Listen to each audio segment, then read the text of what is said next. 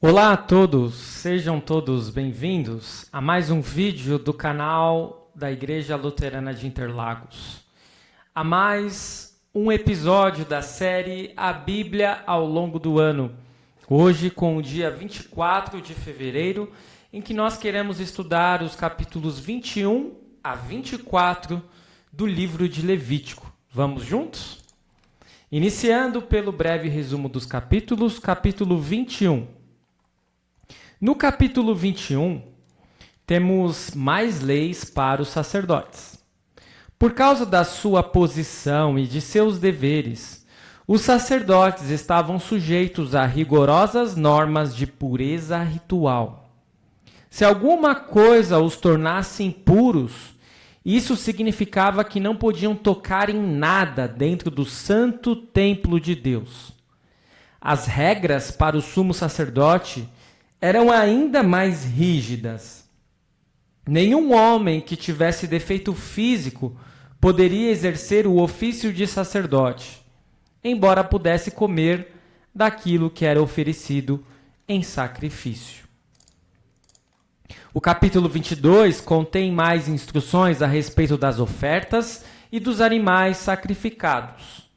Vemos que só podemos oferecer o melhor a Deus, seja no sacerdócio ou nas ofertas sacrificiais. No capítulo 23, temos o seguinte rol de festas solenes: o sábado, a Páscoa e os pães sem fermento, as primícias, o Pentecostes, o dia da expiação e a festa dos tabernáculos. As estações do ano, o plantio e a colheita eram marcados por festas especiais.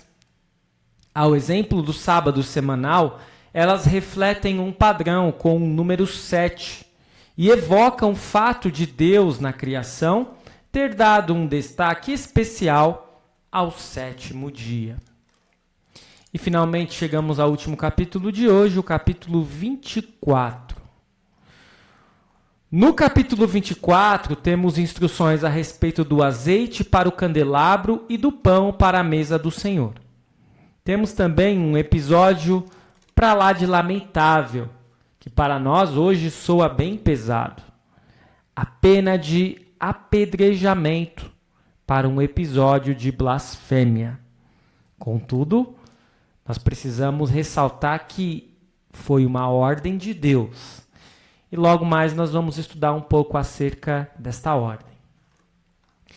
Este é o breve resumo dos capítulos. Passamos então para a segunda parte, aquela parte mais prolongada, aquela parte que suscita muitas polêmicas, comentários e questionamentos. Temos hoje 7 questões e dúvidas que podem surgir no texto. Iniciando pela primeira. Por que os sacerdotes não podiam fazer calva na sua cabeça e nem fazer cortes no próprio corpo?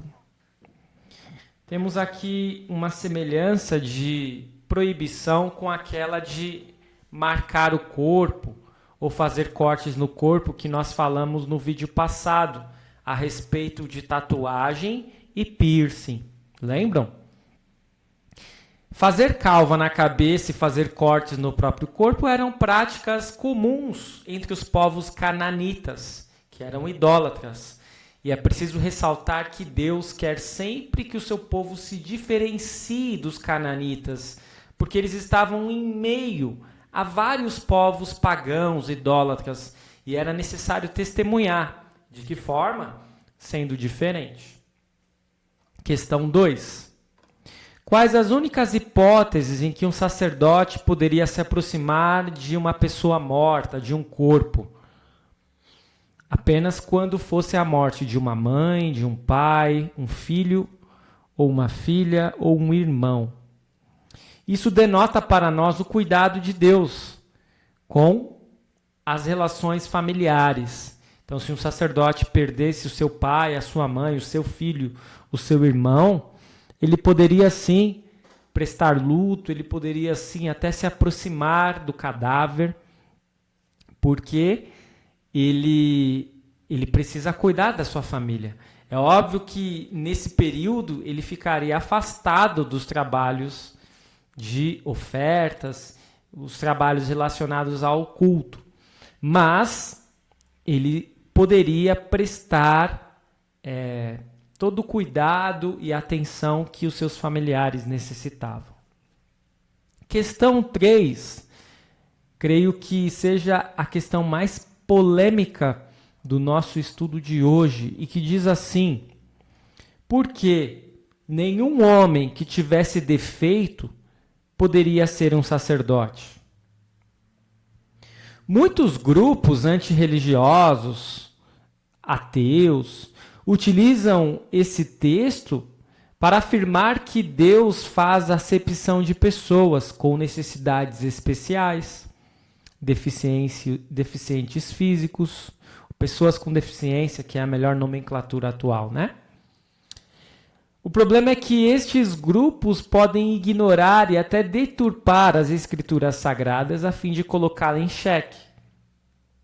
Na realidade, existia toda uma preocupação contextual, pois as atividades no templo exigiam habilidades físicas e mentais. Vejam só, atividades que exigiam força, destreza e habilidade, por exemplo, força e habilidades para matar um boi e esquartejá-lo, cortando sob medida para ofertá-lo.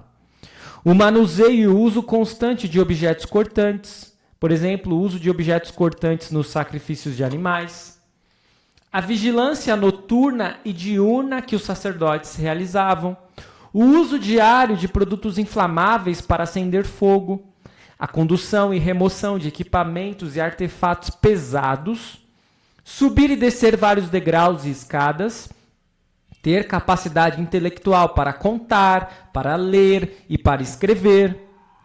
A faculdade intelectual para ensinar a lei. As atividades domésticas do tipo de fabricação, limpeza e manuseio dos utensílios. Os serviços culinários, mais precisamente de padeiro e de cozinheiro. Buscar e cortar lenhas. Nota-se que a perfeição é exigida em cada oferenda. E não faria sentido se aqueles que trabalhassem com as oferendas fossem defeituosos, a ponto de comprometer a perfeição da oferenda. Como uma pessoa portadora de deficiência visual poderia sacrificar animais e medir efas de farinha? Um sacerdote coxo teria dificuldades de cuidar e tratar de animais e de algumas pessoas, necessitaria de atenção especial para ele, e as suas atividades no templo automaticamente seriam limitadas. Ele não poderia carregar pesos elevados. Deformidades no nariz, dependendo do grau e as circunstâncias, poderiam comprometer o olfato de um sacerdote. E logo, a qualidade das ofertas de cereais poderia ser comprometida. Se estivessem vencidas, como um odor, poderia ser detectado com perfeição. O sacerdote com o pé quebrado não pode fazer muito esforço na corrida e na caminhada. Ele possui suas limitações. Uma mão quebrada atrapalha no manuseio de alguns utensílios para a manutenção no templo, e mais especificamente no santuário. Como poderia o sacerdote corcunda carregar peso? Como poderia acender algumas lamparinas que se localizam em lugares altos? A altura do altar de holocausto era de 3 côvados, o que corresponde no mínimo a 1,35 m de altura, dependendo do tamanho do côvado. Poderia chegar até 1,57 m, utilizado na época, se 45 ou 52 centímetros fosse mais ou menos a medida do côvado. Para um sacerdote anão, sua baixa estatura seria fator complicado no trabalho do altar, quando o tempo era fundamental, dependendo das ocasiões festivas. O ofício sacerdotal era hereditário, passado de pai para filho, de geração a geração. Se o sacerdote fosse estéril, o seu futuro sacerdotal estaria comprometido. E assim nós percebemos que o ofício sacerdotal se assemelhava em muitos aspectos ao ofício militar de hoje. E por isso que certas limitações físicas impedem que alguém possa servir no exército, na aeronáutica e na marinha. Portanto, não é que Deus não gostava e não queria bem as pessoas com deficiência, mas para este trabalho, para este ofício, infelizmente, as limitações implicavam em impossibilidade. Questão 4. Quais foram as principais festas que Deus ordenou que seu povo realizasse? Então, vamos lá, recapitulando o que nós já vimos lá a respeito, lá no capítulo que foi lido, capítulo 23. O sábado, a Páscoa e os pães sem fermento, as primícias, o Pentecostes, o dia da expiação e a festa dos tabernáculos. Questão 5. O que normalmente enfatiza o calendário de festas do povo hebreu? Se você analisar, cada uma destas festas vai enfatizar os feitos de Deus por seu povo. Questão 6. No capítulo 24, um homem é condenado por apedrejamento. Por que isso ocorre? E o que esta pena tão dura revela a respeito de Deus? É algo que nos choca, até eu fiz questão de colocar a imagem, né, de pessoas apedrejando alguém. E nós ficamos chocados com esse tipo de imagem, porque no nosso tempo, pelo menos no Ocidente, não existem penas desse tipo. E foi Deus quem ordenou que fosse feito. E aí nós temos dificuldades. Mas a verdade é que a blasfêmia contra o nome do Senhor, que foi aquilo que o homem que sofreu a pena acabou cometendo, é algo que é um pecado mortal para Deus. E revela que Deus deseja ser respeitado. O seu nome é santo e ele precisa ser santificado em nosso meio. Por isso nós não devemos falar o nome de Deus em vão, conforme aprendemos no segundo mandamento. Questão 7. Por que os pães para a mesa do Senhor eram 12? 12 é um nome muito significativo na Bíblia, porque esses pães lembravam as 12 tribos e a sua dependência completa da provisão de Deus.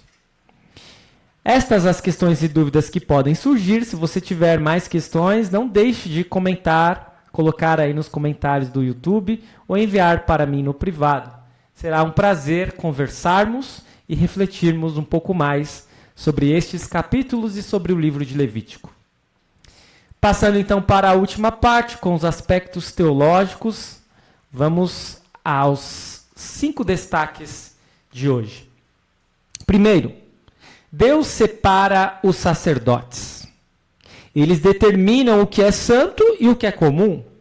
E uma responsabilidade de tal importância requer regras para proteger sua consagração diante de Deus, a fim de que eles não morressem, como aconteceu com Nadab e Abiú.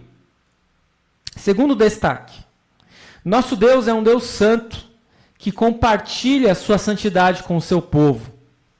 Ao obedecerem às regras de Deus, os israelitas refletem o amor de Deus por ele e uns pelos outros.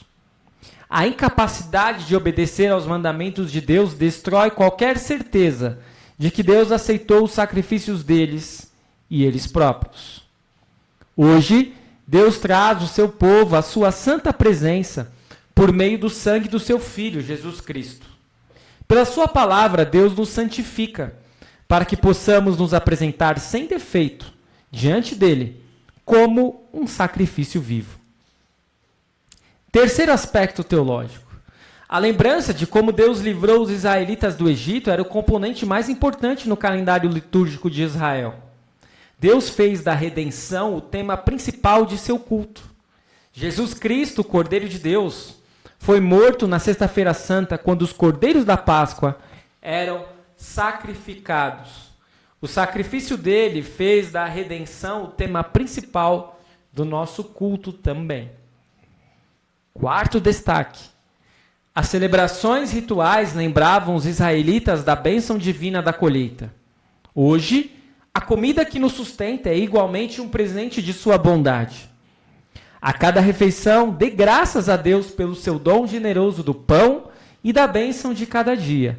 vindos daquele que nos abençoou com o pão da vida. E quinto e último aspecto teológico, ao lidar com a blasfêmia ao seu nome, vemos que Deus age com grande rigor. Isto porque Deus iguala a blasfêmia ao pecado da idolatria, que corroía o culto verdadeiro. E por conta disso, os blasfemadores eram amaldiçoados por Deus e sofriam uma pena terrível. O Senhor insta para que santifiquemos o seu santo nome. Louvado seja Deus, porque a morte expiatória de Cristo traz o perdão para a blasfêmia e nos ensina a clamar pela sua misericórdia. É isto por hoje. Eu espero que este vídeo tenha sido de proveito para a sua vida, para a sua caminhada de fé. Continue seguindo o nosso canal. Amanhã teremos mais um vídeo com a finalização do livro de Levítico. Não deixe de ler os últimos 3 capítulos do livro de Levítico. Levítico 25, 26 e 27. Continue seguindo o nosso canal, curta, comente, compartilhe, ative o sininho de notificações. Muito obrigado por assistir, fique na paz do Senhor. Até o nosso próximo vídeo.